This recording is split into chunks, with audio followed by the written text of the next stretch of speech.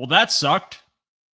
And this team is in a weird spot right now. And we're going to talk about it on tonight's episode. And if you're watching, I appreciate the heck out of you. Thank you so much for tuning into this week's episode of Under Review. It's a bit more morbid of an intro this week because that game was pretty morbid. And there's a lot that I think the Bills need to course correct going forward. But I think some good news for all of you is there are ways that they can do it, and it's not a super unrealistic premise. Rather, things that this team can tweak on the offense and defense, as well as some health that could probably bring them back to their winning ways. So we'll talk about all of that tonight. But first, we got to let that intro play because why would we not? So the host is going to be quiet. He'll roll the intro, and we'll get this episode going. By the way, tonight's tagline is Joe is afraid. You see Bo is afraid. It's because that movie is absolute chaos and Bo is pretty afraid in it. And Joe is pretty afraid of how insane this Bill season seems to be and will continue to be. So let's have some fun tonight, everybody. Let's go. Previous play will go under review.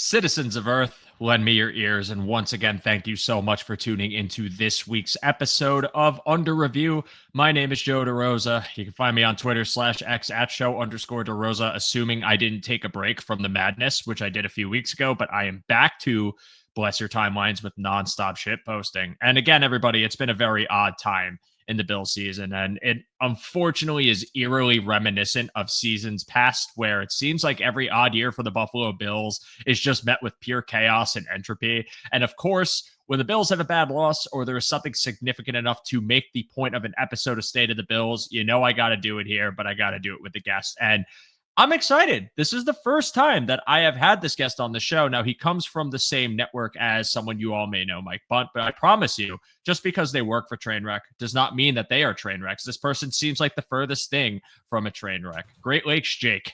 Welcome to the show, Jake. I appreciate the heck out of you, man. How you doing and how you feeling after this week? Hey, thanks for having me, Joe. This is a pleasure. It's an honor to be here. First time on Under Review. First time on Cover One. Actually, I've had some guests from Cover One a couple times on my show. I'd Pay the Bills on Trainwreck Sports, but it's a great time to be a guest here. Well, I guess not. I mean, we were talking about it a little bit before. Like, it's not the best week to like talk about. Yeah. But you know what? Here's the thing, though, about this, right? Because I'm grown up. I'm turning 29 next week, actually. So my whole happy birthday.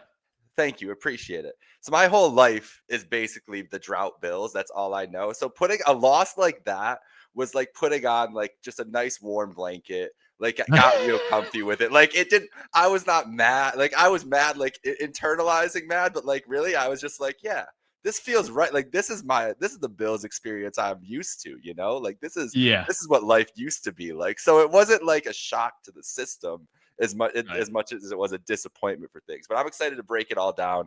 Like you said in the intro there, I do think there is I hope that after this conversation, we come out of it with some optimism for people, with some things that hopefully we see to fix. But we got to commiserate first and complain because that's how this process goes, right? Of course. It's the most natural order when after a game you just find the like most immediate thing to complain about. But I like that. And I think that's a great tone setter for this show tonight because I'm an optimist by nature. I do try to see the bigger picture. And when certain things are not great, I won't try to pretend they're great because that's not genuine. That's not fair to the people that watch. But not saying you're doing that either. It seems like we're pretty, like I said, aligned on a lot of things here. But rather that the things that could be modified for this Bills team, they're not unrealistic, right? The trade deadline has come to pass. So we're not expecting anyone significant to get cut. We're not expecting any massive wave of like an elite player to just walk through those doors tomorrow. But what we can see are certain subtle tweaks to the defense, certain subtle tweaks to the offense,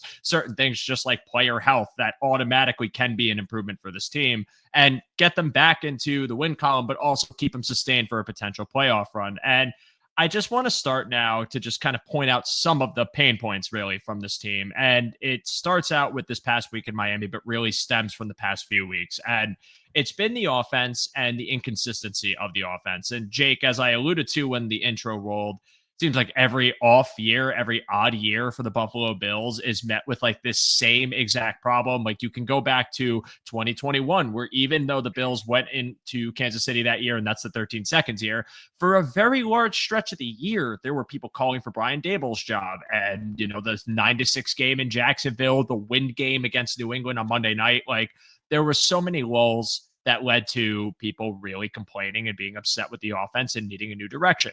Then you get to 2023, Ken Dorsey, and the passing offense that looked really freaking good on paper, but off paper was not really good. In fact, they had a myriad of execution errors and stalled drives. And here we are in 2025, an odd year, and kind of the same conversation, kind of the same problem. So I want to start this episode off with Joe Brady. I think that is the most hot button topic. And Jake, I want to turn it back to you to just ask for your unfiltered, honest thoughts about the Bills offensive play caller and really where are you at with him for the rest of the year, really next week, immediate, and going forward. So this year, I mean, it's obviously been disappointing, right? To see what we've gotten from Joe Brady. And I think there's a lot of things that like there's simple fixes that he can do. I don't know if he's willing to do them. I don't know if he's ever been shown that he's been willing to do them. I think it's something I noticed watching back games early in this year. It was a lack of creativity, specifically in the passing scheme, and a lot of lack of unpredictability, a lack of unpredictability. He was become very predictable in, the formations, in when they were going to, and especially like when they're going to run in certain situations, when they're going to pass in certain situations. And we've seen that now develop over the year. Like that was just an inclination early in the year. And now we've seen that bore out where they're now running on first down more than they ever have. I think that's one of my biggest issues is just the predictability of the offense. But also it comes down to this, and this might just be me as my football philosophy and things that I believe that football teams should do too. But I think an offensive coordinator, the best offensive coordinators, best defensive coordinators too, will fit the scheme to what their players do best and what their best players do best, right? And Josh Allen is the best player on this offense. And it feels like they have tried to fit a square peg into a round hole with Josh Allen the last 2 years. And last year it worked, right? Like they had him be, protected the ball more than he ever had. The offense was more efficient. I called it an efficiency monster last year. Like to get rid of the explosive, they traded explosiveness for efficiency, and it worked all year long. But to just assume that would happen again when teams have a whole year of tape on you and you're basically running, and then it looks like he's running a lot of the similar concepts, the same things over and over again. And then even in game, I feel like that's a big complaint I have about him too, is in game, like in the second half of Miami last week, I'm like, all right, man, maybe he's going to come out and try to do something different here. Maybe we go up tempo. Maybe we spread it out for the whole time. And the first drive in the second half, it's like, no, we're going to do our stuff and we're going to beat you over the head with our stuff and hope that it works out. And it's just against my football philosophy, because I think what Joe Brady wants to do offensively and what Josh Allen does great, and what Josh Allen wants to do kind of butt heads with each other. And last year he was able to convince Josh and get him to kind of buy in and be more conservative, be more I know this is a term that is going to, trigger some Bills fans, be more of a game manager in a lot of these situations. And at the start of this year, he was doing that too. Like, right. Like the first couple of weeks when this offense was on fire, Josh was taking everything that was available to him. He was taking profit, right? Like what you hear Peyton Manning always talk about, like just take the profit, take the easy button, take whatever it is. Somewhere along the line, Allen has become more impatient. He hasn't been trusting what he's seeing. Now, is that because of the scheme? Is it because of the weapons? Whatever it may be, I think it all is connected in a big, disgusting web of passing offense sometimes.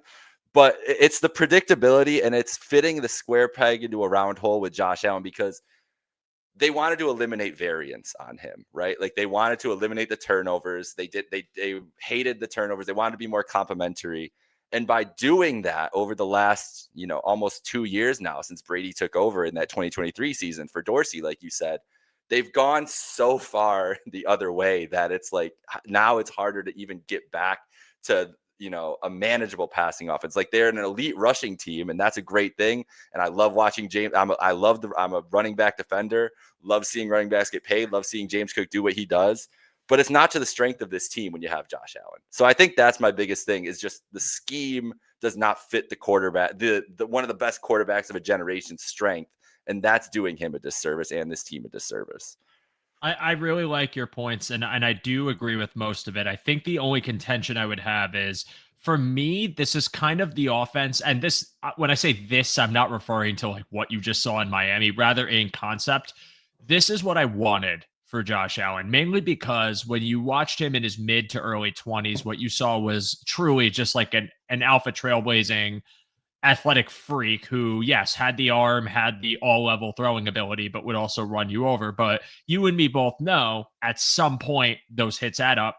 The injuries become a little more frequent and they last a little bit longer and they affect the play. And you need to create something sustainable. So the concept of trying to kind of reel him into a point where the offense has a balance of running and being able to rely on it, but also go through the air, that much of it I'm totally fine with, and I support and would like to continue doing. But what I think, and where I do definitely agree with you, is how far into it they got. And really, I think that kind of goes both into Joe Brady and his philosophy and kind of the tendency of really trying to run this ball in a powered way, but ultimately doing it to a fault where it's very predictable and they aren't layering enough off of it.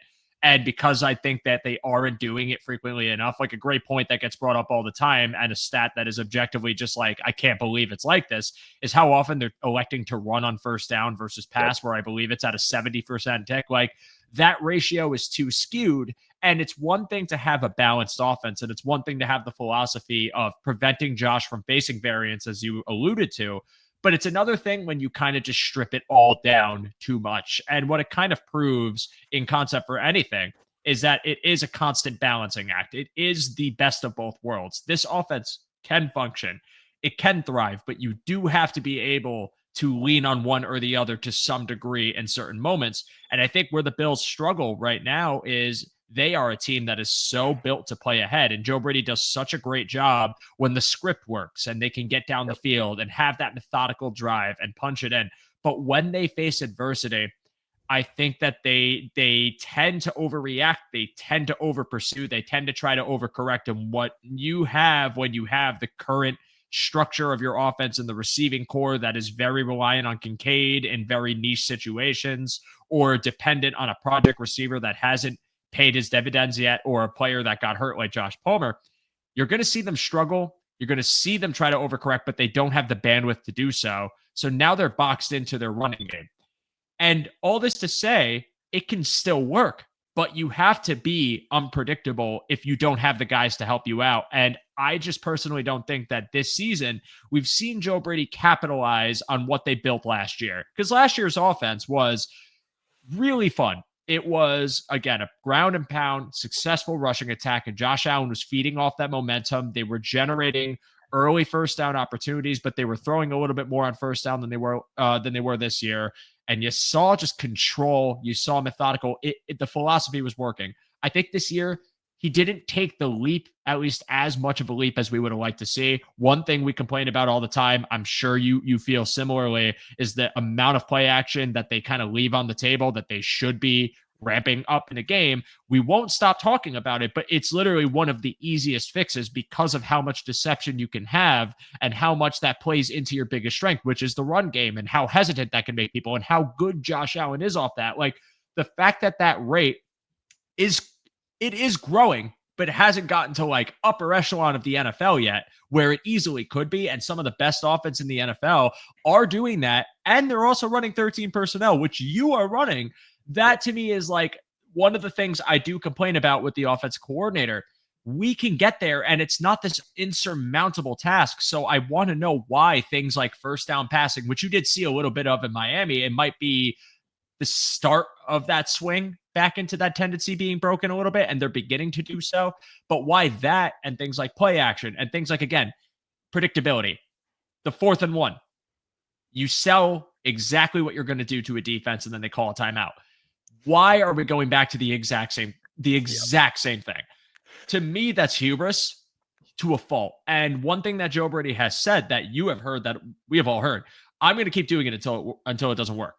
That's great, but that can get you into trouble, because at the same time, that can definitely allow a team to take control if they know exactly what you're going to run, because you don't offer enough variance out of the look to be unpredictable. And therefore, once it gets taken away, you kind of panic and you don't really have something to lean on, because there isn't really much of an identity there, at least within the game. So that's where I'm having a lot of struggle with Joe Brady, is in certain moments. You could point to the Atlanta game where they got away from the run way too early when they didn't need to, and it was actually working in certain drives.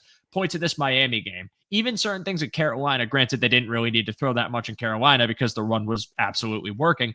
And I agree with you. I think that the predictable nature of Joe Brady's play calling, mixed with, again, some of the inability to really have guys that could just individually uplift the scheme. Your Stephon Diggs, who, when he was here, despite the struggles, was still a productive receiver that can move the chains. I think that there's a few factors that go beyond Joe Brady, but ultimately, I think he does need to just, again, offer some wrinkles, offer something new. When it comes to Josh Allen, maybe encourage him to go up tempo like you suggested. I think that's when Josh Allen plays some of his best football. And in the Miami game, they moved the ball the second they were getting away from the huddle and just getting to the line of scrimmage. Like, these are things that I think are correctable issues, and we just need to see it. And this Sunday is one of the biggest tests for them, because that is a defense that is going to blitz the hell out of you. You're going to mix up those blitz looks. They have the interior defensive line to generate central pressure, something that Josh Allen really needs to be cognizant of because of how much he's been struggling with pressure over the past few weeks. It's a big test. So this is the opportunity for Joe Brady to right a lot of the wrongs, answer some questions, and give people something to feel good about again.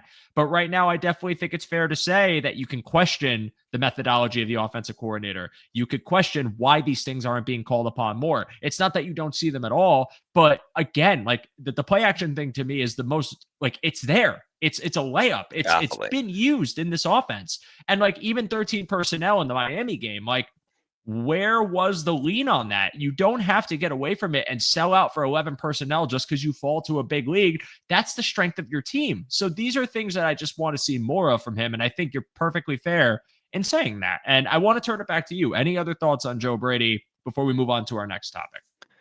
Well, you made, and I agree with a lot of the points you just made, and specifically the stat of the first down pass, the first down run flip, because I remember, like, years ago when we're at the peak of, Allen and Diggs and the passing offense being elite and everything else, like the Bills on those, I think it was Mike Sando who always put the Cook chart up on all of his articles, the Cook index of quarterbacks passing on early downs. And the Bills were always near the top of that list. So to see them not even in the middle of that list anymore, but at the bottom of the league in that rate is just jarring to see. And it doesn't make sense with the personnel you have. I understand, because what they want to do, and trusting James Cook. Like, James Cook's averaging 5 yards a carry, so you want 5 yards on first down, sure, like then you're going to be in a good spot. You take a second and manageable, of course. That's going to be like every offensive coordinator is going to say, we're going to, we have 3 downs to get a first down, right? Like, that's an old adage, so you don't need to get it all on one play. But it's just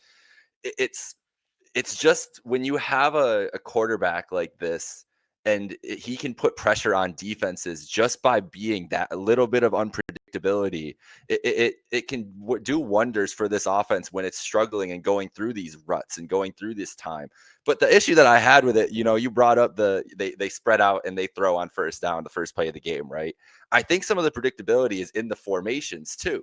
Like, I saw a couple people posting pictures of stuff from the game and everything else. Like, they came out, you want to throw the ball on first down, that's great, but you're 4 wide out spread and you're in shotgun. Like, Miami's probably thinking you're throwing the ball, right? Like, so you go under center all the time. You run 13 personnel all the time. Throw out of those, run out of your spread. Like there are other ways to be unpredictable too and still run the offense you want to run.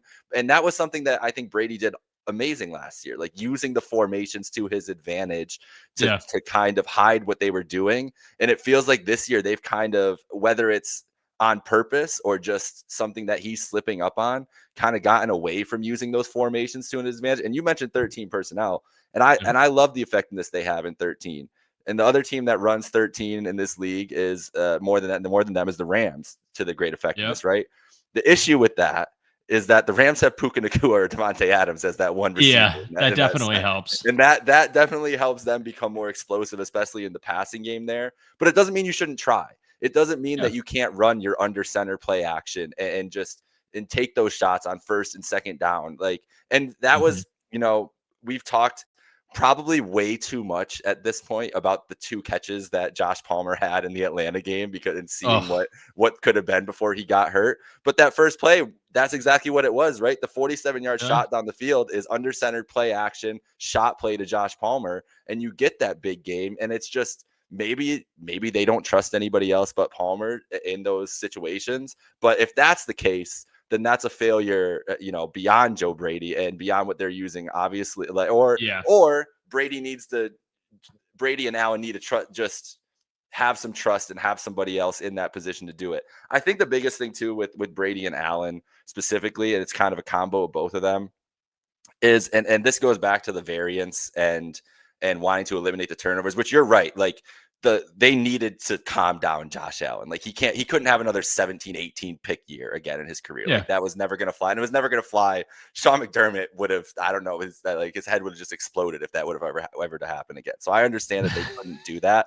But I think that Allen's risk profile on some of these throws has gone down a ton this year, where he's not willing to put it into these windows, tighter windows a lot, or when guys aren't fully wide open, he's not trusting it and going to them. And maybe that's the personnel, or maybe that's a confidence thing. Maybe it's what they're telling him to do. I don't know. I don't have those answers. But that's just something that he was more willing to do. And I think that's one of those things that's gone a little too far, where it's when you're this great of a quarterback and you have the arm that you have, you have to throw some picks down the field, or at least try to put the ball up in there to test the defense, but also just to give, like he said, he even said it on Sunday, to give your guys a chance too. And I feel like he isn't giving, even though I don't know if he should, I don't know if you can trust the personnel as much as you would want to when you're a quarterback in this situation. You still have to try to go and do it, just to put the pressure on the defense. You can't play scared when this is the hand you've been dealt. And while, yes, it is a trust-based system, and I do understand hesitancy because you might not feel like these guys in your receiving core are separating or getting into the spot you really want them to, or you don't have the rapport and haven't thrown to them consistently, you're not going to go and sign someone mid-game. You're not going to go change the personnel mid-game. This is who you have to work with, and you have to play a little looser. And what really gets me about the Miami game is that I thought that they were going to bypass that. I really thought that they were going to overcome it, even without Josh Palmer. As long as they had Kincaid on the field, they could pivot to that 13P and they could make it work. And really, Josh would play fearlessly, because he played fearlessly with that same catch just a week prior against the Chiefs. So you're thinking this is it. They have it. They'll be all right. They could sustain. Josh Palmer will come back. We'll ramp up the 13P and we'll have our guy there, but we can go back to 11.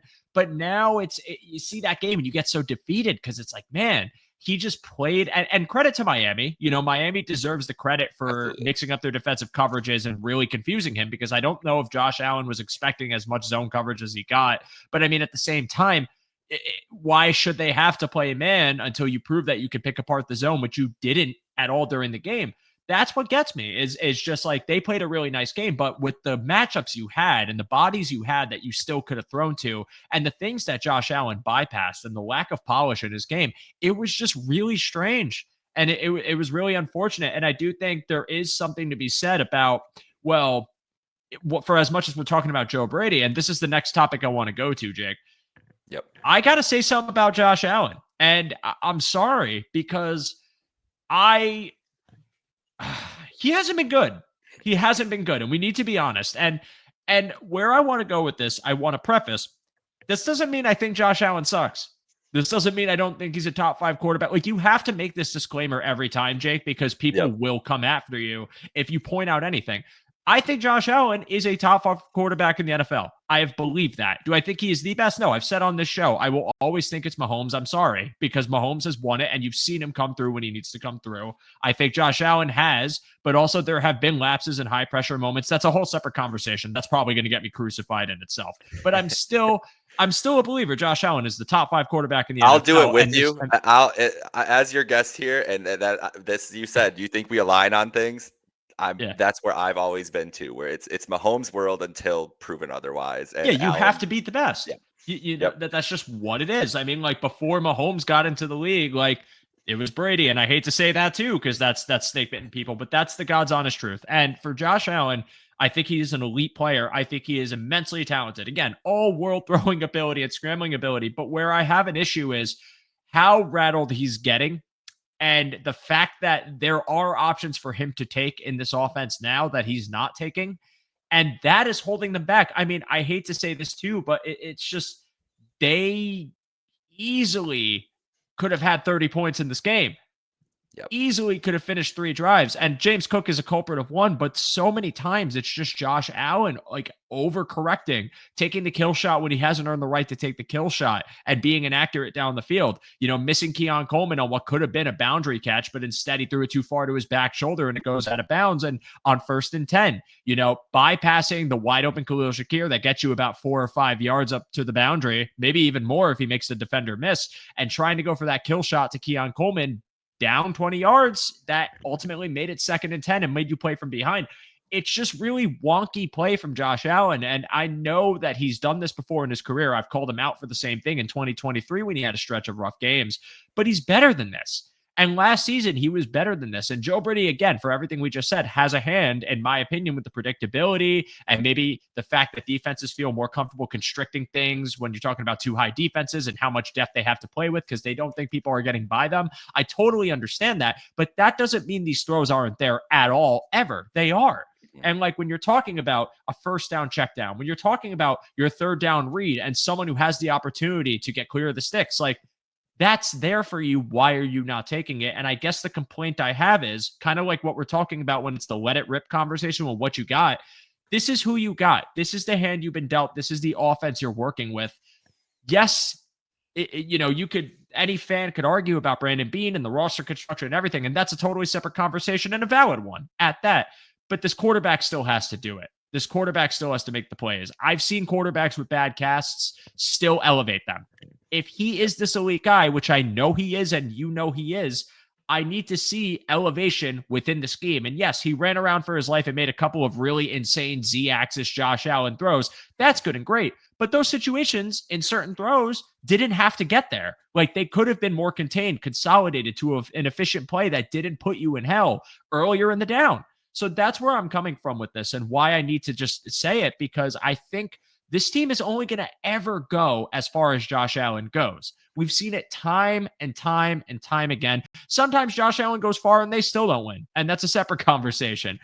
But he is the person that, with the way the offense is constructed right now and the injuries they are now facing to what I would debate is their best receiver in Dalton Kincaid, ironically, they need him to elevate his play. And it starts with just controlling his game and making things easier for him, but him in turn taking the easier options when they are presented to him. And it's been frustrating to watch. And Jake, I'm turning it back to you.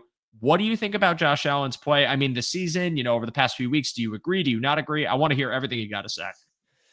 I guess we're just gonna tempt fate with Bills fans today because I'm sorry. No, that's okay because it's something I've been talking about and toying with and trying to assess all year long. It started really noticing it in that Miami game, and it really started showing itself in the New Orleans game. Everything you just said. I said it. It was a couple plays from that New Orleans game a couple weeks ago that when I was watching the All 22 and I posted and I was like, hey man, this is impatient Josh Allen rearing his head. I'm not saying that it's going to happen all year. I'm not saying that it's like, he's going to just, turn into this turnover monster or anything, but the impatience starting to show up. And it was a couple routes underneath that he passed over for some deep shots that weren't really there. And I was like, oh, just noticing whatever. And then that has been the kind of just been what has gone on the rest of the season. And I think that everything you said's right. Like he's all world. We know that he's a top 5 talent in the league, and we know that it's probably frustrating when they're running certain scheme, running certain plays, running a certain scheme and hoping a guy breaks open on his first read and it's just not there. And the frustration that he can get, for the deep shot or something like that. Like, cause we know he wants to make plays down the field. He wants to push the ball down the field. He wants to make explosive plays. But at a certain point, like you said, you have to deal with the hand you're dealt, and you have to play within the scheme. And it's the quarterback's job to execute the scheme that he works on all week with the offensive coordinator to the best of his ability. And it seems like they come into the game with a plan. And this is where you have to give Joe Brady a little leniency, because they clearly come into the game with a plan where he has options underneath, where they have options to move the ball through the air, whether it be by, 5 yards, 6 yards a pop at a time. And then there are options, and then they set up their shots, right? Like they love their deep crossers this year as much as anything else. There are opportunities there. You're like, yeah, they love the deep crossers. They are opportunities when you watch back down the field that he could take, but he's not getting to it in the rhythm of the offense that it should be enough of this time. And I understand, like I keep trying to say this. I understand the frustration because I don't think the personnel is up to snuff. I think that if we wanted to have a Brandon Beane conversation too, like there's a conversation to be had there. You mentioned my co-host, Mike Bunt. Mike Bunt says it's simply a Keon Coleman problem, and that is a thing too. Like it is just, there is a lot that's just a Keon Coleman problem here. But to that end, you can't change. There's nothing they can do at this point. Like you said, we're past the trade deadline. I mean, Gabe Davis coming in, that might help out a little bit in the intermediate. Josh Palmer getting healthy might help out in the intermediate areas a little bit. But this is what he's got. And this is the scheme. The first 3 weeks when he was running it the way that it should be, they looked unstoppable. Right? That he was getting to take his shots when he wanted to, but he was taking everything easy. And you know what helps? You know what might help the pass rate on first down more? If you take the 4-yard pass on first down that turns into maybe 6-7 yards, and the little button hooks and the little swings and everything else. Yeah. And he's passing those up way too much. And he's not just passing up the first option. He's passing up the second option, and then going to a worse third option because he's looking and waiting for something else to develop down the field. And that's the impatience that he had in 2019, that he had in 2020. And it was like, man, if he can just reel that in and kind of become more of the game manager, become more of the Aaron Rodgers, become more of the Tom Brady-esque guy to just takes the profit and then pull out the superhero stuff when he needs to, he's going to be unstoppable. And it felt like he figured that out for a couple weeks. And then something changed in the way Miami defended him that first time. And then New Orleans really hammered in on it. And it hasn't ever been the same since. And I think the thing about Josh too, and I'm not going to go full psychoanalyzation of Josh Allen right now, but he is one of the streakiest players in all of football. Like in akin to, like, he's as much like a 3-point shooter in basketball as anybody else, where he's going to shoot to get hot, shoot to stay hot. Right. And so when his confidence is shook, you can tell. When he's flowing and feeling good, you can tell. Like he wears his emotion. He wears his heart on his sleeve. He wears his emotion on his face, and you can. And just not tell even right just now can it's tell. not And there. I'm sorry to interrupt. I'm so No, sorry. Not even to, like, I just can tell. It's like the confident Josh Allen is the best version of him. Like, or not even version of him. It is the best player in the league. But like what I said before, like Mahomes, when we were talking about that, I feel like the highs and lows don't go to that degree, which is why I've always said probably a tier above, or like a tier above, slightly above. For Josh, it's when he's in that groove, he is the best player in the NFL. And there's no defending him, because it's not even just the physical athletic traits, it's the processing, it's the real-time processing and accuracy that he has. But again, and I'll let you continue, I'm so sorry, it's more just like that confidence and lack thereof is on his sleeve, and you can see it and feel it when you watch it. And it's so hard to watch when he's not a confident player. And I think that was the biggest thing this week, and because how do you get from playing almost a perfect game against Kansas City to what we saw from this week, right? And I think as much as it sounds like an excuse, they told us what it was. They took this game lightly. Like they talked about it in the press conference. Miami wanted it more, right? The leaders in the locker room talked about it after the game. It's just that team wanted it more than us today. They came out and played harder than us. But why is that? Who's the leader of this team? Who do they always say, when who goes, we go? It's 17. And so if 17 came into the week and was like, hey man, like, we're just gonna be able to do our thing and get a win this week, that's going to permeate throughout the team. And I think exactly what you said, like Mahomes, that's the thing that Mahomes has as an edge on him is Mahomes' competitive edge and where his level is at is always, it's the same. Every single snap, every single game. Like that dude's a psycho. And that's what he is. And Josh can be a psycho, but sometimes Josh is happy-go-lucky. Sometimes Josh is downtrodden. Like Josh's emotions range way more than you would see from these elite quarterbacks. And that's the roller coaster that we've seen that like for 7 years, like we've ridden that roller coaster. The ride of Josh Allen, where like you said, when he was at his most confident is when he is the best player in the world. But that confidence can get shaken so quickly sometimes. And you're just like, man, like this doesn't need to be happening right now. Like if you just like calm down, reassess a little bit, you can get back into the groove of this thing. And he can't seem to shake himself out of it in these games. And that's and so going back to the Brady thing a little bit, the last thing I want to touch on Joe Brady that I think has hurt Josh Allen too this year is that they don't, like I said, they try to smash you over the head with what they do well. And you said that too. Like Brady said, if whatever works, we're going to keep running it until they stop it. But when Allen isn't going and you're not adjusting to get him going halftime, mid-game, whatever else, he can't pull himself out of that as much as the offensive coordinator to be able to pull himself out of that. I think Brian Dable was great at that, was finding ways to shake Josh up and get him go, where if he's struggling in the first half, you could expect them to come out in the second half and do different things, and he looked like a different quarterback. It doesn't happen nearly as often with Joe Brady. And I think that's just the difference in their relationship. But so having him on script and doing the right things is so much more important because they don't have that same ability to kind of assess during the game how defenses are attacking them and alter it on that. But really, I just think it comes down to as much of what he's seeing and how when he's confident, he's going. And when he's not confident, it permeates throughout the whole team and is a detriment to them. And that's who he is, right? We're talking about year 8 of Josh Allen. That's who he is. So we know it. It's frustrating that at this stage of his career, those highs and lows are so visible, but to a point where there's such a stark contrast from each other, where when you get to the lows, it's just really ugly football. And it's not just ugly football in the sense that, oh, like he missed a throw here and there. No, it's like reads are consistently being bypassed. His pocket evasion or his pocket awareness and like how he's feeling pressure, it's magnified. He's bailing out on clean pockets, times where he doesn't even need to.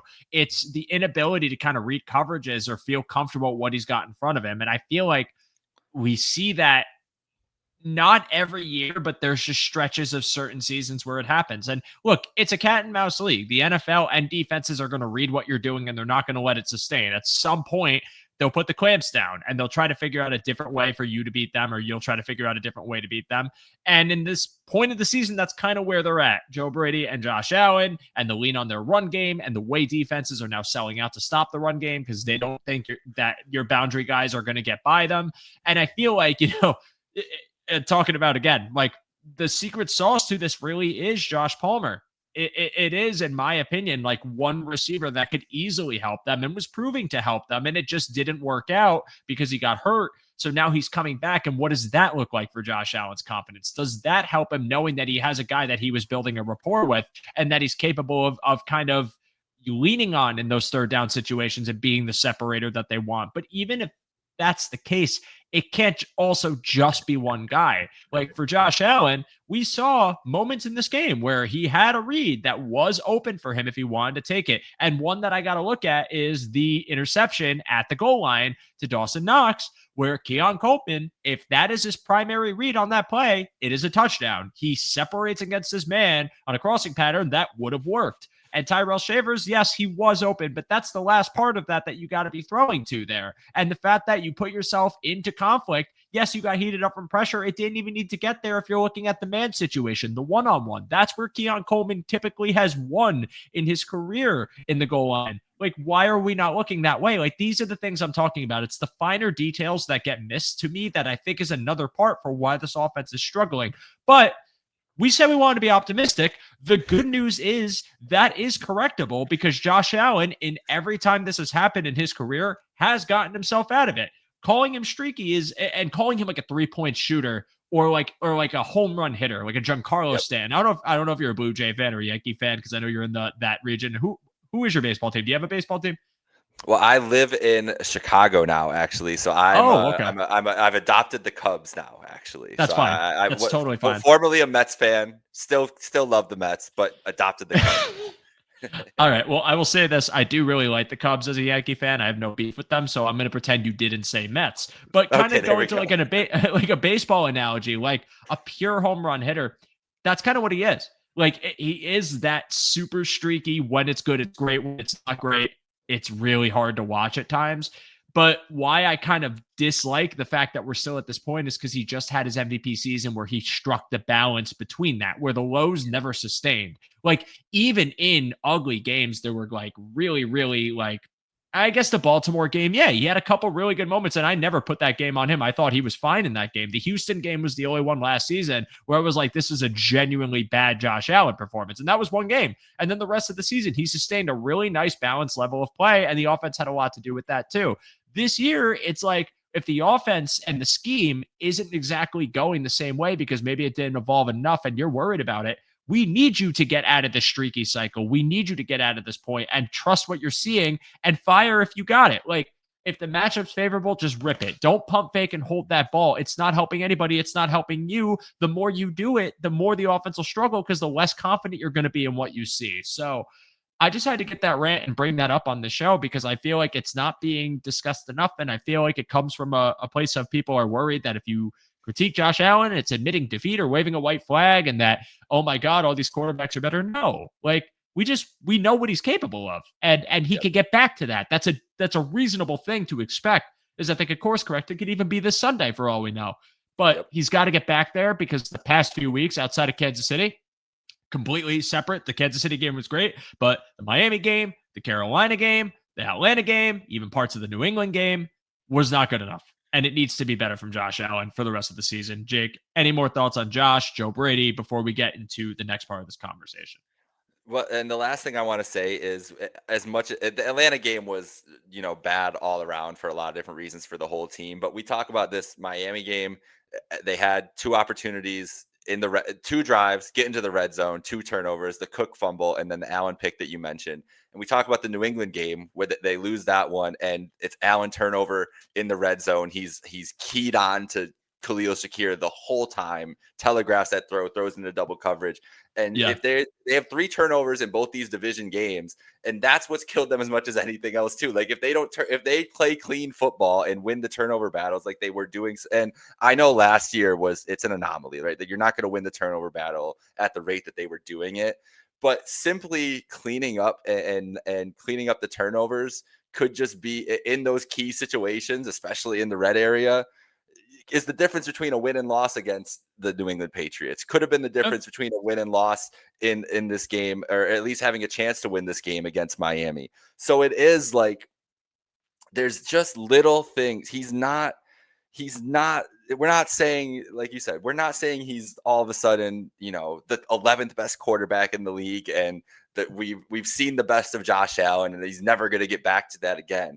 But it's because it's just little tweaks that he needs to make to his game that can put him back into that, top tier of quarterback, back into that MVP conversation this year, and put the Bills back onto the hierarchy of these teams where now, the whole league is like, what's going on? Like all this week, it's so many pundits just being like, what's wrong with the Bills? Josh Allen needs to, and like, it's on him. Like he carries the weight, and I'm sure that is a lot to handle for this offense and for this team right now, but he's capable of cleaning it up. And like you said, he's done it in the past and going on a run for the last couple weeks of this season and really putting them into a position where you feel good about this team heading into the playoffs. Yeah. And this conversation is not like absolving anything we've said about Joe Brady or anything of the roster construction. I am very well aware that it's kind of a chicken and egg situation, right? Sometimes when Josh is feeling good about what he's got in his room, he will play better. But when he's not feeling good, it can stem into his play. I just think that as a franchise guy, as a franchise quarterback, you have to be the one to stop that. And I know that sounds so reductive and simple, but like, again, when you go back and watch so many of the plays in this Miami game, especially coming off how good that Kansas City game was, like debatably the best Josh Allen performance of the year. I would call it the best Josh Allen performance of the year. It was masterful. Yeah. Like your expectations are so high that you don't think a game like this is going to happen. So why are we bypassing it? I understand the defense gets paid too. I understand that these coverages mix up and they'll drop into quarters, or they'll pivot to a 2 high, or they'll pivot to a 1, and they'll just man up your guys. And it can make you hold the ball and it can make you guess. But like even the protection issues and the lack of like proper setting of your line and letting free rushers get to you and heat you up, or thinking that you could just evade them, but they have a backup plan if that free rusher gets home where they contain you. Like, we got to be better at the line of scrimmage. We got to be better at taking the profit. Yes, that's scheme. And yes, that's roster construction, but that is also on Josh. So it just had to be brought up. But roster construction, let's put up the banner. Because this is the conversation that everyone has been having mercilessly this week. And Jake, we messaged each other. We talked about this on Twitter briefly. I took the cheese. We took the cheese. We thought that I was in support of how they constructed the roster, because last season I saw what it was that philosophy realized. It was an MVP caliber season for Josh Allen. It was or at least the second most efficient offense in football. It was masterful, and it was done where their best receiver was Khalil Shakir, and they had a banged up, injured Dalton Kincaid.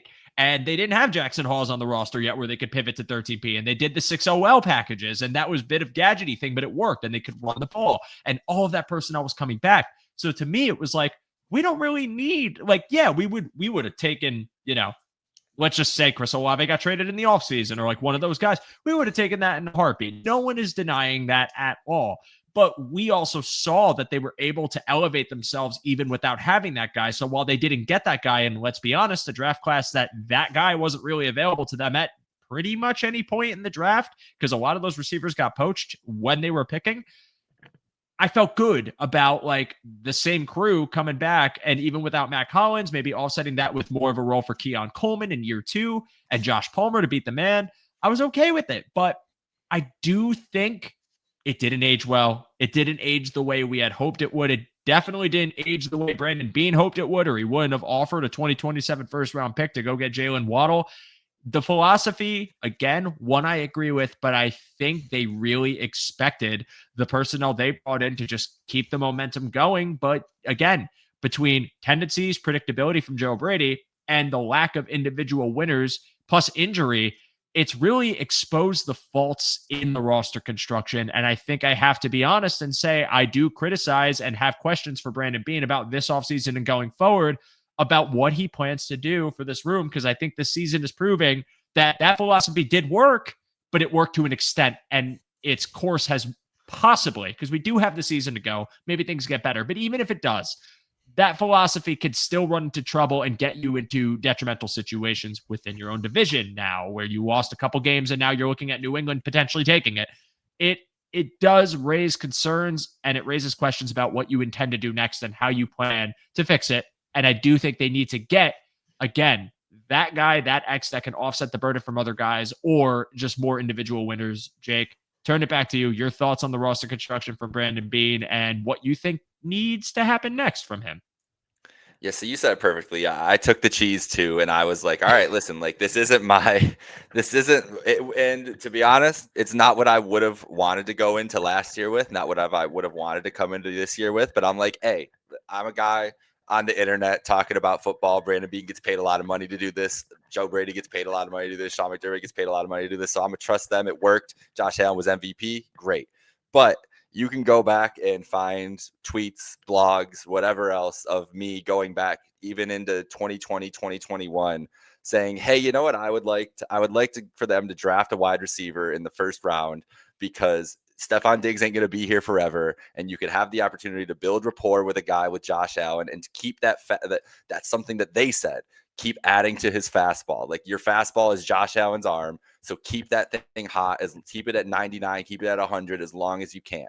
And they just didn't do that, right? And then they got rid of Diggs, and it's like, okay, and here's the thing, and this is where, again, I got to bring up, is this just a Keon Coleman problem? Because that's where they did address it with and it's not a first round pick, but it's still a premium asset and a high second round pick and a guy that had us a lot of expectations, and especially coming into this year, right? Like signing Curtis Samuel last year, signing Josh Palmer this year, nice moves. Like you would have at the time was happy with them, but those are complementary pieces and you're paying them to be complementary pieces. Josh Palmer isn't getting paid $30 million a year, right? Like he's getting paid what I think $9 million for over 3 years. I think 3 for 27, something like that. You're paying him to be a complementary piece. So yeah, as much as you can say that they've addressed the room and that they tried to add and they tried to make it, embrace everybody eats and give a lot of good options without having an elite option like they used to have in Stephon Diggs, to just bank that on Keon Coleman developing into a star is just malpractice, in my opinion, like that. And that puts a lot of pressure on a Keon Coleman too, no matter who that receiver is, whether it was anybody. And I'm not going to get into the guys that I would have wanted them to draft or whatever else, but if it was Xavier Worthy, or if it was Lad McConkey, or it was any of these other guys, or last year if they trade up to get Emeka Egbuka or like something like that, like in any of these years, it's still a lot of pressure to put on any young receiver in the first 2 years to be, now you're the go-to target for Josh Allen, who just won MVP, or Josh Allen, who is one of the best quarterbacks in the league. And so I think that that's where the hubris that we talked about comes in, because it was just like, well, this is what I've been doing offensively the last couple of years. And the way and the Stephon Diggs thing, who knows exactly what happened. It didn't end well, and it clearly left a bad taste in their mouth. But I think they took the wrong lessons from it, where they thought, now we don't need an elite guy to work with Josh after what we saw of it last year. But also, we don't want that guy. We don't want a guy like they wanted to avoid a situation like you see the Eagles right now. Like AJ Brown is on Twitch complaining about his targets and offense that they're throwing into and stuff like that. Like the Bills would not want to deal with that at all. But that's kind of the trade-off you have to do to have one of those guys in the room. And if that makes your quarterback more comfortable, like, yes, maybe he's going to aim and force it to that guy a little bit more and more than you want it to. And maybe that guy's going to complain a little bit and want and ask for the ball and demand the ball in meetings and such and that. But that's the trade-off you get for the production. That's the trade-off you get. What it comes down to, as much for me, and this is not an X's and O's thing. This is not like a smart football thing for me to say, but I've been going back to it a lot with this, and especially with how the whole construction of this roster, offensive and defensive side. At some point in all sports, and especially in football, you just need a dog.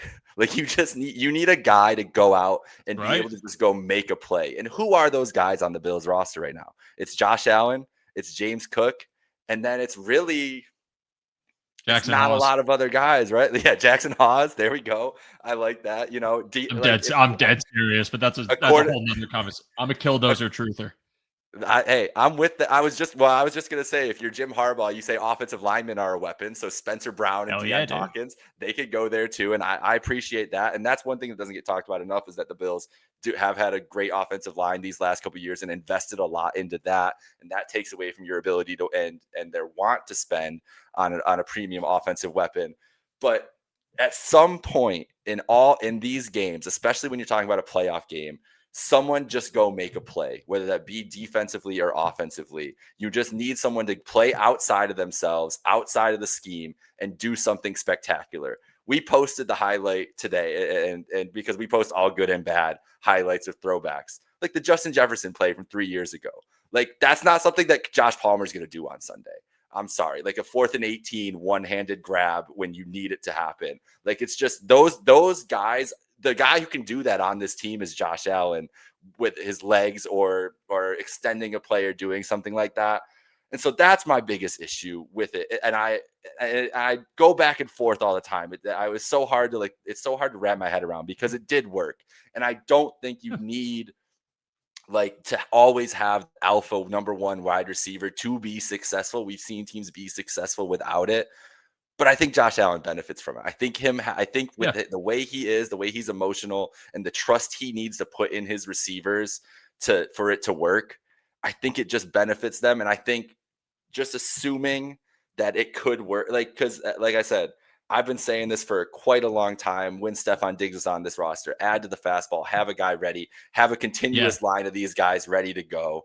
And now we're seeing what happens when those guys go down, and when you have some injuries, when you have a unit that is, at best case middle of the pack, and you have an injury to a Josh Palmer and you have an injury to a Dalton Kincaid, you're seeing what can happen in those scenarios when you don't have elite, not even elite depth, but good depth behind those. Like, I like Tyrell Shavers, but the amount of snaps he's getting this year is beyond belief for what I thought was going to happen this year. And it's just those kind of situations, I think is a little bit of a, it's not a malpractice is too far, but I think it's put them in this situation where it's hard to, like we talked about earlier with Joe Brady, it's hard to pivot away from that heavy run game because they don't trust the guys enough to pivot into this, passing heavier attack that they could have been in the past, at least.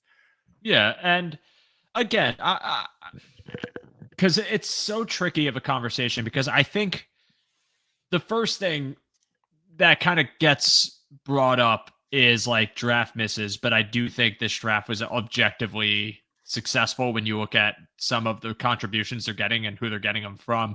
And I think Brandon Beane is a perfectly good drafter. I think he's just not an elite drafter like you've seen some other GMs have success with, like Les Snead. Like, to me, when it comes to individual pound for pound, like organic homegrown players contributing to your roster, but at a high enough level to a point where it's like blue chip talent, I think Les Snead and I think Howie Roseman are the two best in the business at that. I would also say Ravens GM, who I don't know how I just flatlined on the name DaCosta. I think he is also one of the best at that. I think Brandon Beane is good at it because I do think Brandon Beane has a track record in later rounds where he's been able to find success on the defensive side of the ball and the offensive side of the ball. But like those big swings have yet to truly take flight. I think Dalton Kincaid was starting to get there this year, and now the injury is going to obviously interrupt it again. But that is something that is concerning at this point to me.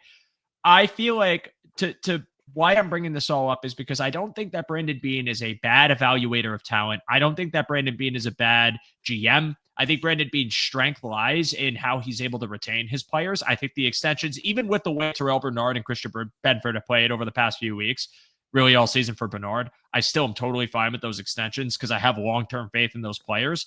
I think that he's a good GM, but when you talk about what this team keeps running into, it's great teams. And I think that they're a team that has an elite quarterback with a couple of really great players, but not enough great on their roster. Like not enough great in their wide receiver room, not enough great in the depth of their defensive line, which is horrendously banged up again. And that's just unfortunate. There's a squeaker toy going off in the background. That's our dog who just found the toy. So you're going to hear that going because he's very excited. We actually got him a Bill's hedgehog when we went to Buffalo from, I think the store was called Dave and Adams. I'm trying to remember. Yeah, we went there. That place was cool, and they had a Bill's hedgehog, so we bought it for him, and now he's squeaking it, and he's having a great time. But, sorry.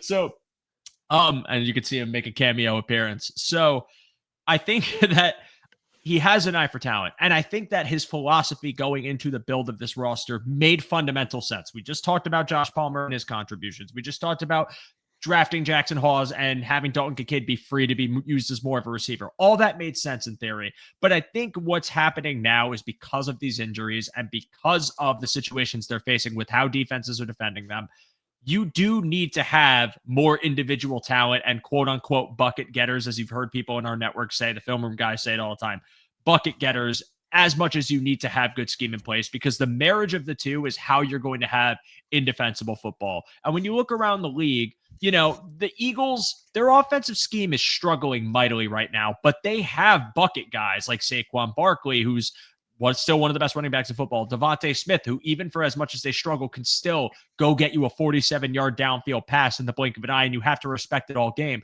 I feel like what we're dealing with right now, because of the injuries sustained, is more of an emphasis on a room that simply doesn't have proper depth to bail you out.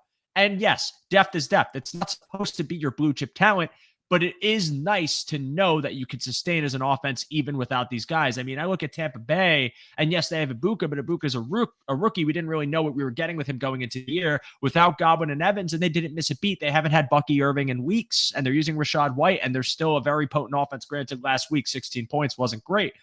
I think that this team just we got to do a better job of not just balancing out the offense, but finding guys with pure skill sets that are capable of helping Josh Allen get out of troublesome situations. And I think that I can criticize Brandon Beane now looking at this roster, because while I did support the efforts, while I did support the philosophy, while we have talked about how they had the MVP quarterback and it worked and we were cool with it, it's evidently showing that they do need a little bit more now if they want to make this thing sustained, even with their offensive line healthy, even with James Cook healthy, even with a lot of their tight ends. Like, really, Josh Palmer, I like Josh Palmer. I support Josh Palmer. That shouldn't be the straw that breaks the camel's back for this offense sustaining productivity. Like, it can't be. You know what I mean? That's crazy to me. And yes, I'm speaking in a spoil perspective. They put up 40 points against Carolina. They beat the Chiefs. But I'm worried about the long term, especially when you have games like you just saw where they played an inferior team and got boat raced. And it feels like now the jury might be out on them as they go into a very difficult stretch of games against Tampa Bay and Houston and eventually New England again and Philadelphia down the road. And what might be a division defining or even playoff defining matchup. Like, we got to see more from this offense. And I do think that the reason, a big part of them being in this position, is the failure to address adequate depth. And yes, cap constraints matter. We haven't talked about it much, but how do you get to those cap constraints? Well, contracts that didn't pay out. And while I do support the extensions he's given, and I have lauded Brandon Beane for his eye for talent and homegrown extensions, the Curtis Samuel contract didn't age well. Bypassing giving Mac Hollins the money when he was a contributor to this team and had a very defined role is biting him in the butt right now. It's just, I feel like sometimes they end up in the situation where in concept it works, but how much does it really work throughout the course of the year if there's too much positional redundancy? I was optimistic about Curtis Samuel. I defended Curtis Samuel going into this year. It's clear that they're just not calling upon him as much as they should be for the money he's getting paid, and it's biting them in the butt. And I think that is a critique that you can give to the GM. So I don't want people to walk away from this saying, I think the man should be fired. It's not that. It's more just, I agreed with the sentiment and it just didn't pay off. And here you are in a situation where you're at a crossroads for what you do this upcoming offseason, no matter what happens this year. And I think it's fair for fans who, were on the receiver train and saw the whole WGR snippet and were on his ass. I think they feel pretty justified right now. And I won't lie, I can't defend it, because the man played his cards when he went and tried to offer a first for Chris Olave, BTJ, or Jalen Waddle. Like, he recognizes they're in a bind. And I think ultimately, while he probably wouldn't admit it publicly, especially on that show, he might have made a mistake, and it's unfortunate. But that's where we're at right now. I think it's fair to criticize the GM. I don't think it means he's bad, but I think they are in a bit of a crossroads, and this is a very pivotal offseason and subsequent series of events for them to right the ship. And Jake, any more thoughts on Brandon Beane? Any more thoughts on the roster construction? Something you want to get to before we move over to defense and then cap off the night? I think we touched on a lot of it with Beane, and I think it's just like you said. Like, I agreed with the construction to get a lot of really good players and kind of thread that needle to be good, feel like you're good across the board, right? Like, they wanted a roster where they felt comfortable at every position group. But when you have some injuries, when you have a guy slip and play, 5%, 10%, like, it just means so much more on the margins when you don't have elite play at other levels. And then, and let's be honest, like, and if we we can get into the defensive talk, because there's guys on the defensive side of the ball that you expected to probably take a step up this year, or at least maintain play this year, that haven't. And that's part of this too. And that's part of how the offense has been run this year, has been to hide the defense and keep them, like Sean said it on Sunday, like, we need our offense to sustain drives to keep our defense off the field. Yeah. Like, that's a crazy statement to say, but you can tell by that. So I think Beane, like you said, I'm not calling for him to get fired. I don't think he's all of a sudden like a bottom tier GM in the league. I think he's a really good GM, but I think they had some hubris in the way that they looked at this team in this offseason and where they were at when you're that close, when you're 3 points away in the AFC Championship game, and you decide, let's go with the status quo instead of let's take a leap and try to, get a game changer in here or get a guy who can really push us over the edge. I think that's some hubris to imagine that you're just going to be back in the same situation. And now they're not in the same situation, especially just in this conference where the floor has been raised across the board. They're not in their own tier with Kansas City and Baltimore anymore. Not saying that New England, Denver, and Indy are ahead of them in a tier. I just think there's a bunch of really good teams in the AFC now, and that's the Yeah. reality we got to live in. So, and maybe that instills some urgency. Maybe that makes him reevaluate really heavily. And that's a great point, and something I didn't even think about, but something I did want to mention now that I'm kind of jogged in my memory. I think this is a really good lesson for our offseason discussions when we talk about roster building and the need to be proactive versus reactive, because I think this offseason is the best example of being reactive and being so kind of like aware of how successful you've been that you almost like you do have things you want to address and you want to change, but how hard and how far are you willing to go to change them where you feel like it's going to make a dramatic difference? And I think a part of that is self-evaluation. And a part of that is looking around the league. So now with this season, we knew that we need to be better at man coverage. Okay, they went and got Josh Palmer. That's great. Dalton Kincaid is a good man beater. Do you think that was enough, or did you think there were limitations to how Kincaid could be used? Okay, so we get Jackson Hawes. That's great. And these are the self-assessment things I want to see. But one receiver who beats man in a room of 6 players where 5 of them aren't consistently winning versus man, to me, is not enough. And when Kincaid has such a very specific role, I don't think that's enough to beat man. So what is your pivot? Well, then that's going to fall on Joe Brady to figure out some man-beating concepts. Have we seen enough of that this year? I think that this is where the conversation has to go in the offseason is, have they done enough? Because one Band-Aid move doesn't fix everything, right? Like one Josh Palmer signing doesn't fix their man deficiencies entirely. What else can they do to just hammer away the issue before the issue lingers again in a season where we don't know what the parity is going to look like around the league? Our own division could get better. And last year, we did benefit from the fact that 3 teams within our own division were ass. Just hot garbage. Yep. I'm sorry to say, the Patriots were lowly and bad. The Jets were lowly and bad. Even with Aaron Rodgers, they had 5 games of hope, and then it all fell apart. The Dolphins were dealing with Tua injury, and it completely derailed their season. Even when he came back, they couldn't climb out of the hole. They had the benefit of basically 6 free wins, and now you're talking about a year where your own AFC East is getting really tough with another very good team in the mix that beat you this year. So you got punched in the mouth. What are you prepared to do? So whatever the season unfolds, Super Bowl, no Super Bowl, however it may be, there is a very serious evaluation that has to happen. And I think as fans and as people who watch the team closely and talk about the team closely, we need to be more proactive in our analysis. Not you, Jake. I'm sure you're doing a great job. It's not really, it's more just like the general conversation. And I'm saying this as someone who needs to do it himself. I need to be better at this because as we started this segment, I took the cheese, you took the cheese. We're not mice. We're not in traps. We got to see the deficiencies for what they are and really talk about, have they done enough to address them? How can they address them? And I think if we can go with that, the expectations change to what you expect the team to be in a season where things like this, if you were already on the board of, hey, this Josh Palmer thing's cool, but I don't know if it's enough. And if he gets hurt, we're in trouble, doesn't really phase you. You're kind of like, yeah, this makes a lot of sense. So this is more of me talking to myself and yelling at myself because I was so optimistic in the offseason. But I know a lot of people who bought into it, and it's totally fair to. I get it. But I think that this does alter the way we got to talk about teams' future for how we set expectations. And I really, really love that point, Jake. I think that was very well said. And this has been fun. So let's move to defense where it hasn't been as fun. Because the defense, and I want to just make this an all-encompassing conversation, mainly because I think that we kind of have already had our answer as to one of the main tweaks they could make, which was, apart from Sean McDermott taking over play calling again, heavy pressure, trying to mix up their looks, trying to get more creative with how they're using their linebackers as rushers. All these things are things they've been actively doing. So I don't want to dog on them a bit too much because I do think that game that they just played against Miami was actually better than the score may have showed. They just kind of, the well broke after enough resistance from a Miami offense that kept shooting itself in the foot, but kept getting chances. And Devon Achane, when you're gassed out in Miami Heat, and trying to maintain your gap integrity, is going to get a punch through. He's going to break a tackle. You're going to miss him, and he's going to blow off for a big gain. So, I mean, I can't dog on them too much because I do think the defense, despite how hurt they've been since the second half of the Atlanta game, has played pretty good ball. But Jake, I'm curious. I mean, what are some of the things immediately that you think could be adjusted? If there's anything you're still waiting to see more of or anything you would like to see that can make the defense even better going forward as they gear up for a really tough matchup against Tampa Bay?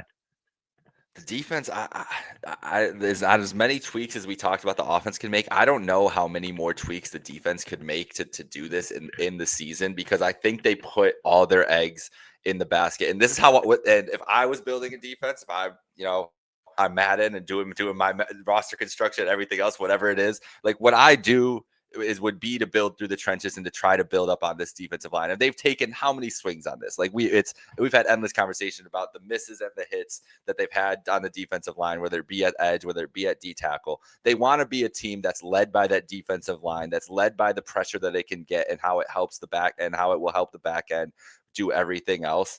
And they've had spurts where they've looked awesome, right? Like, and we've seen individuals look awesome through spurts. Like Joey Bosa has had some great pass rushing games and had some great pass rushing reps. The health has just been a bad luck for them, defense, especially on that line. We've never seen that defensive line fully intact, except for like what, 20 minutes of the game in Carolina. And look, and it was incredible for that 20 minutes with Ed Oliver and Michael. Like it was an awesome thing to see. But we haven't seen, that's the only time this whole season we've seen it. And that's just a little bit of bad luck and injury luck, and that's going to happen, and it sucks. And you can't account for that going into the year. You can't, you don't expect that to happen. But besides that, they need improved play from these linebackers, and they need improved play from their corners. And I think that's hurt them a lot. And I would have thrown safety in there earlier in the year. And it's crazy that I'm about to say this. I never thought I would say this when it happened, but having Jordan Poyer on the field with Cole Bishop and just what he's been able to do for their communication and just getting them in the right spots and knowing where they need to be on the back end. You can see the confidence that Bishop has in his play and playing more instinctually and knowing where he needs to be. But I feel decent about that tandem. Now, I don't love it. There's still some things that Poyer is just going to be limited in his age at this point to be able to do. And Bishop is still going to have some mistakes that he makes with his youth. But I feel better about that. But the two guys that you got to look at as much as anything else right now, who you gave him money, you wanted him to take a step up, Christian Benford and Terrell Bernard. And I think Benford for me is the biggest disappointment as much as anything else. Like the amount he's getting targeted based on last year and the amount that teams are being able to throw on him compared to last year when he was near an all-pro level. Like, you wanted him, you paid him that money as a projection to think that he could be. And I thought this coming into the year, and I kept saying it, like when I talked about earlier about like having dogs, like I wanted to just slot Christian Benford in as that. Like I thought that he was going to be having a year where we're talking about him with the Patrick Surtains of the world and the Quinion Mitchells of the world. And it just hasn't bore out that way. And now that's where you mentioned chicken and the egg earlier. And there's a lot of chicken and the egg with this team. Like, has he been struggling because the rest of that secondary to start the year was so porous that they were asking him to do so much more? He felt like he had to do so much more, and it was affecting it that way. Maybe that's a little bit of it, but I think that his play has just been lacking, where they were counting on him to be at an all-pro level corner when they kind of gave him that money and put him in this position to be across from either a rookie cornerback in Max Hairston or a Trey White returning and playing a lot of snaps this year. And he just hasn't done it. And then from the Bernard side of things, and I know that I saw Eric post about it earlier this week about that he thinks he's hurt, and that's impacting a lot of what he's doing too. And that's unfortunate with Elliott too, but you got two hurt small linebackers. Like it's going to be tough for them to make plays at the line of scrimmage and make plays out in coverage in space too. And it's no matter what though, it shouldn't have been a case that Shaq Thompson has looked the best out of all the linebackers this year. Like I thought I liked the idea of Shaq Thompson. I was like, man, he's a smart guy. He's been in this scheme before. He was, one of the best linebackers in the league at his prime. So I think just knowing where to be and making smart plays, he'll be a benefit to this offense or defense based on who they were running out there last year. And Dorian Williams, I think, has been fine. Like I think he's been good for what he needed to do. But last year there were some real issues and some real deficiencies that he showed out there, especially in coverage. But you needed more. Like you needed more out of Bernard and Milano. You coming into the year, it's like, man, like those guys, when they're healthy, it makes such a big difference. And them being healthy has been a detriment to this defense. And I think it's been allowed teams to attack the middle of the field. They've been able to run on this defense. And the fact that the run issues have existed this whole Sean McDermott tenure basically is I think that's the frustrating thing to me. And that's nothing I should hold just against this team, but just like seeing the same story of the long runs, like the Bijan Robinson run, like the A-Chain run a couple last weekend. So there's a lot of issues, but I think they put all their eggs in the D line being able to be a dominant unit and mask a lot of the things behind them. And it just hasn't bore out for one reason or another. And that's affected them a lot this year. And then having guys that you paid money just not stepping up, like they're Bernard and Benford, they really, that's who I have my sights squared on, because they paid those guys and needed them to be, near top of the league level players. And that's what they were hoping for. And it just hasn't happened. Yeah. Oh, and this is the risk you run into with any extension. And it's so annoying because, again, the evaluation will always be a results-based evaluation. So it's perfectly fair to have some upset or be snake bitten by this contract when you see the way these guys are playing.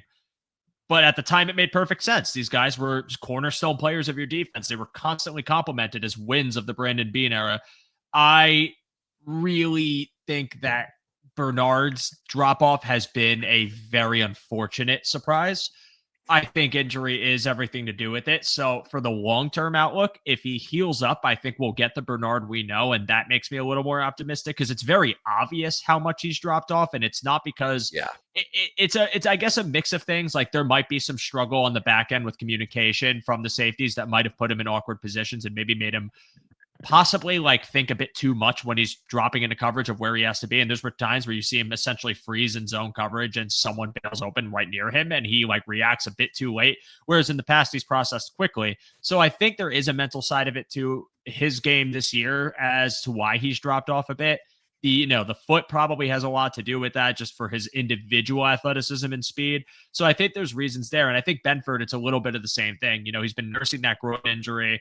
And I think that did play a role into some of his explosiveness and coverage. I'm hoping that he is fully healthy now because I haven't lost faith in Christian Benford. And I do think, again, some of the metrics are kind of reflecting not only just him, but some of the back-end communication and very bad safety play that put him in conflict, and maybe some of the coverage due to getting assigned to him or cleaning up some of the issues that might have happened over the middle of the field from the safety room and having to come in and try and help or make a tackle. I think some of that might reflect poorly on him, but individual man reps, he has gotten burned at times and he hasn't been as sharp as he should be. And I definitely think we expect more from him for the money we paid, and it hasn't paid off that way. So it is unfortunate to see these two have this kind of regression of sorts, but I don't know if it's going to sustain. And I think what makes me a little more optimistic when I talk about the defense as a whole now, it's the health improving. I think that's just the most immediate thing and the only thing they really need right now. Now, you're not getting Ed Oliver back. You're not getting Michael Hoyt back. You have to cut your losses there. But even getting Daquan Jones back for more snaps this week and a full slate of practices matters. Going and getting Morgan Fox just to be rotational depth, sure, that's fine, whatever. But even having AJ Epinesa back this week, that could make a big difference. Getting Shaq Thompson back, you brought him up. Shaq Thompson has been your best linebacker, which is really unfortunate to say because he was a one-year rental that I didn't even know if he would have made the team in the offseason. But it's not even just a matter of he's your best because he's there and available. He's been your best because he's been your best in coverage and in run support. He's playing really, really well under Sean McDermott. And I think the pairing of guys like Milano and Dorian Williams, who are both healthy and present and able to play, with him if he's able to play, is a really nice combination that can help stabilize that front seven a little bit more, especially when it comes to run defense and maybe trying to clean up some of the mess that's made if some of your interior defensive linemen are getting displaced. But I think continued health for members of the front seven and the secondary, when you talk about getting Benford back and that healthy rotation of him and Trey White and Max Hairston, I think that's really going to lend itself well to the Bills long term this season. And if they can just avoid the injury bug, I think they're going to be in a really, really good position, because I do think Sean McDermott calling the plays on defense has automatically been an improvement. And yes,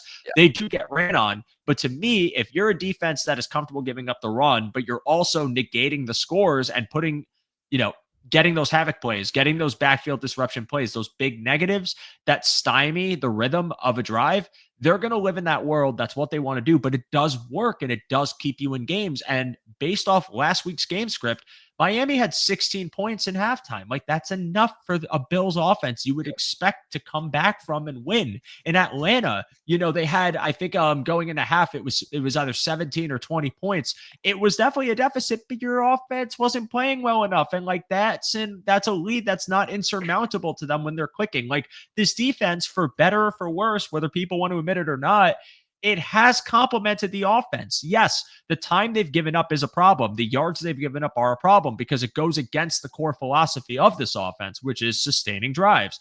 If you are losing time, that's putting more pressure on your offense, which is why you do need to have an explosive component to this offense. But they're still preventing points from being scored at a high tick in most cases. That's why I'm kind of looking at this and saying it's kind of wild that we're at a point where, even with all the injury and even with last week's game, and yes, they put up 30 points, but it was a late 30 points and the game was out of reach at this point with the way the offense was playing, and the well just broke because the defense had to keep going out. I do genuinely believe in the unit. I do think that there is hope for them to actually sustain for the course of a season, even starting again this Sunday with some of the weapons that Tampa has, even though they're not going to have Bucky Irving and Chris Godwin most likely, like even with Ibuka, even with Tez Johnson and Baker playing the way he's playing with the offensive line he has. I have a lot of faith in what they're doing, and I think healing up and getting healthy is going to be an improvement, but also an improvement for guys like Terrell Bernard, who maybe doesn't have to have as much task upon him if he's not 100% and can rest a little bit more, or Christian Benford if he has to work as the rotation for Trey White and Hairston, who did a pretty good job last week against Miami. Yes, Hairston had a bad rep against Jalen Waddle, but I think he's looked really good in his first couple of games as a rookie. Like, I'm not hopeless about this defense, and I don't think the fan base should be hopeless about this defense. I think, again, when we talk about construction of the defense, the intent was there to make this pass rush fortified, and even with the injury, it has been. It's been a good unit. It's been generating pressure, and they've been able to do a variety of looks, and I think they're going to get back to some of those more creative looks as they continue to heal up.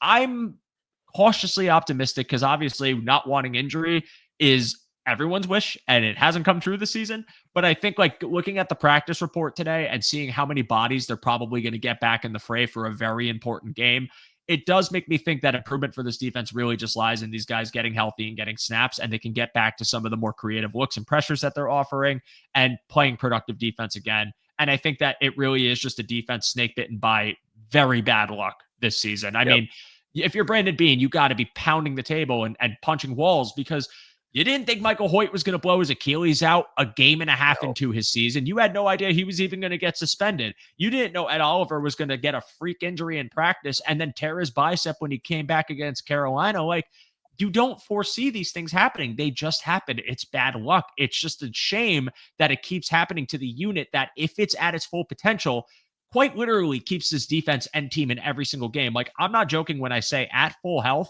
I really believe that this was the best pass rush the Bills had ever had. Even in the year with Von Miller and early Daquan Jones and Jordan Phillips, like that half that they had against Carolina and like what that could have been, it really could have been something special. And I think that in future years, because we have Ed and Hoyt returning next season and they could build on it, I think it's going to be a really good unit for years to come. But right now, I don't think it's unrealistic to say that just getting healthy is going to make it improve and will be in a better position. And if not, then they have a lot of work to do.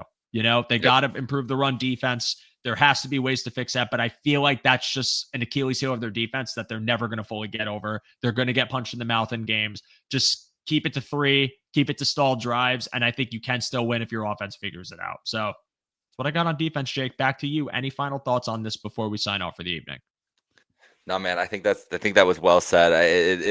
I was in complete agreement with you about the defensive line. It felt like they finally had all the pieces to build what they really wanted to build and build a mammoth like there and just a force there and help everything else. But I think there's signs to be encouraged about, to see the play of Maxwell Harrison for a couple weeks and him not looking like a fish out of water at all, like being able to really like have really well spot. And you know what? He's going to have some bad reps. Everybody has bad reps against Jalen Waddle. Like, that's why the Bills were trying to trade a first round pick for him, right? Like, so he's going to have some misses, but he has had a lot of hits too. And he's looked really comfortable out there, and he's only going to get better. And also, as someone who was on Cole Bishop Island all summer long and just like, hey man, like, what if he gets better? Like, can we just have the just start out? I was really alone on the island to start the year. Just have the plays like that come up and see the improvement there. It's like, you can see and we talked about earlier with the offense, like there hasn't been enough of a evolution and changes to the scheme within game and everything else. The Bills have made adjustments defensively, and I feel like you said, since the second half, like that they looked horrible in that first half against Atlanta. Got lucky that Drake London stepped out of bounds. It could have been a 28-point half in that Yeah, that first was half. bad. But then after that, since then, it really hasn't been all that bad. It's actually been I would take it. I'm pretty happy with the play that they've had so far. And if the offense can figure their issues out, they're gonna be that word again. It's gonna be some good complementary football from this team. And they're going to be a tough team to put out because they're going to make plays defensively. They're going to be sound in their scheme. And then that's going to help get the offense in the, more favorable position, better field position, maybe get some turnovers, and start winning that turnover battle again. And we might be talking about it in a month from now, talking about them battling for a 1 seed, because I just don't see that. I don't see these teams. Listen, if the Patriots and the Colts and the Broncos all just end up going 15-2 or 14-3, then kudos to them, man. Like good on you guys for doing it. Just doesn't feel like there's a team like that in the AFC this year. So I still think everything is in front of this Bills team. Maybe not to get a 1 seed, maybe not, maybe they won't win the division, but they can play with these teams. They can have a chance to beat them in the playoffs. They're not levels above them. And I think the Bills, there's opportunities there that are left on the field to iron out, to really get back into a rhythm and be a team that nobody's going to want to face once you're in the wild card round. Yeah, that it's not impossible for this team to get back into the right side of the column. It's not impossible for this team to go on a run. It's not impossible for this team to be good, and it's not impossible for them to win a championship. It looks rough right now. We are in the middle of the season, and for everything we've complained about, for all the issues that they do have, there is a path for them to get better.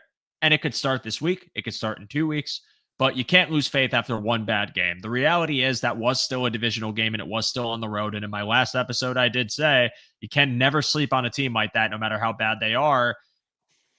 Here's your reason why, because these types of losses happen, but it doesn't have to define your season. And for as much bad as we've talked about for the Bills and the receiving core and everything that's going on, it's been a lot of good. And that good's happened even just 2 weeks ago in a really nice offensive game against a really tough team. Yes, I know their record's not great right now, but the Chiefs are still very much a contender, whether you like it or not. So, I mean, this is a Bills team that I think still has plenty of opportunity to correct things. And I'm very excited to see what happens this Sunday, Jay, because I mean, without Dalton Kincaid, what does that mean for Joe Brady? Like, what is he going to have to do creatively to try and get some better positioning for his skill position players? I mean, when you talk about even just pivoting to 12 personnel now and running play action out of that, how much involvement does Jackson Hawes get or Dawson Knox? How much more 11P do they run? How do they run out of it? It could be bad. It could be good. We have to wait and see. But I do think that there is plenty of reason to think that if they make subtle tweaks to their tendencies on offense and if they heal up on defense, the team could still be formidable. They could still win plenty of games, get into double digits, get into the playoffs, and again,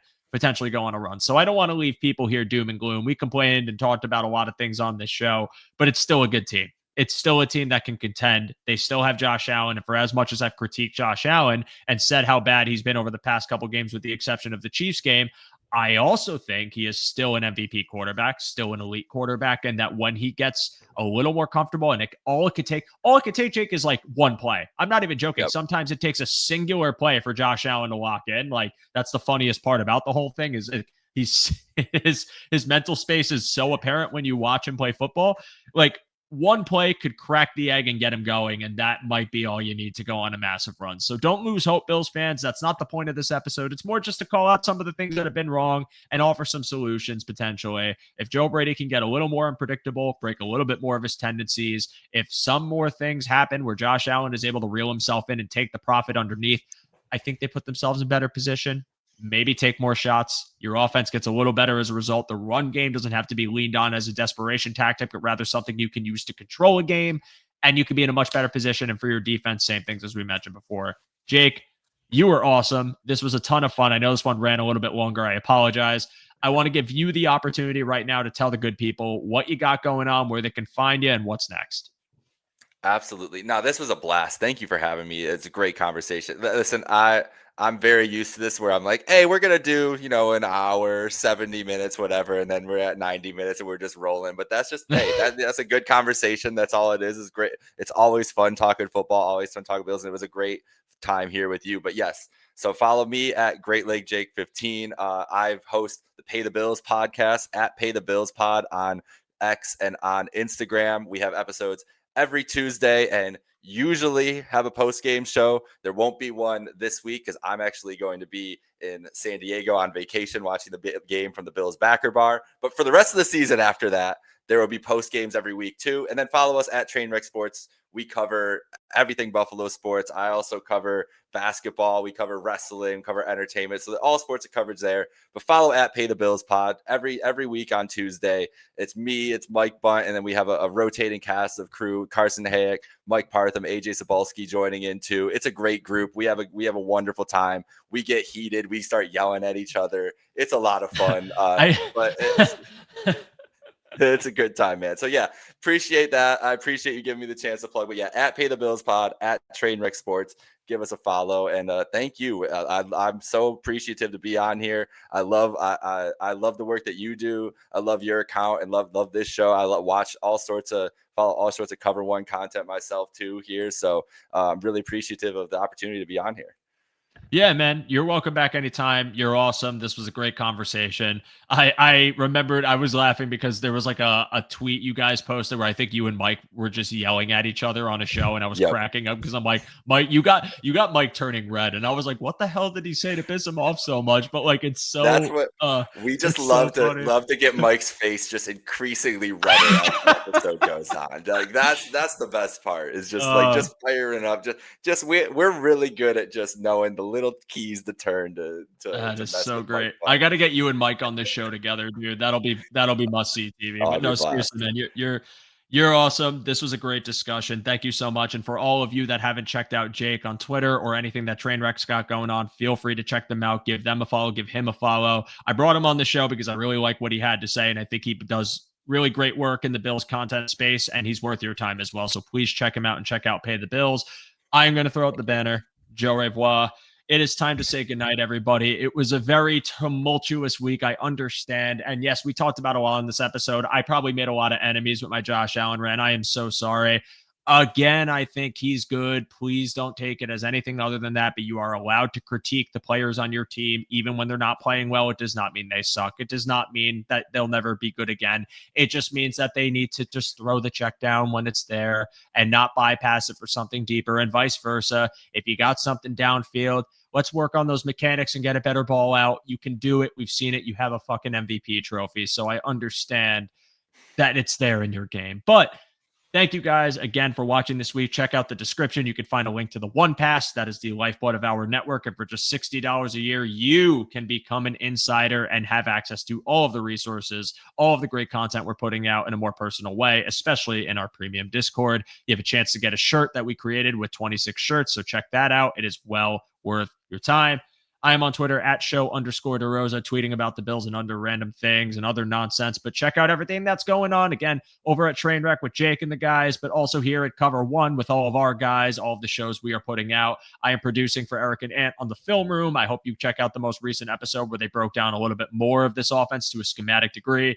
The work those guys are putting out is next to none. It is a work ethic of gods, dude. Like, I don't understand how the hell they can't do even it. Imagine. Like, I can't imagine, bro. Having I'm gonna I don't know if they'll see this, but like having just produced for them and realizing how much work goes into the show. What I am doing for them is nothing near like what Eric just does on a day-to-day basis to get that show going. It's unbelievable. So please do yourselves a favor, incredible. Check them out.